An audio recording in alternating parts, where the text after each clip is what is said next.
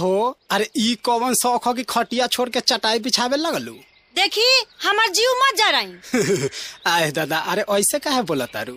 हम ठीक बोला तनी। रवा घर के लोग के कितना हो पैसा हो जाए लेकिन रहे के लूर ना आई। ओह अरे का परेशानी बा, हमरा से कहो न तू। रहुआ रहुआ तो और 20 बानी जी, खाली खा या सूते के बेरी घर लौकेला, एगो खटिया के ओरचा नहीं खे ओरचात। हमार बात सुन ली, आज फैसला हो के रही।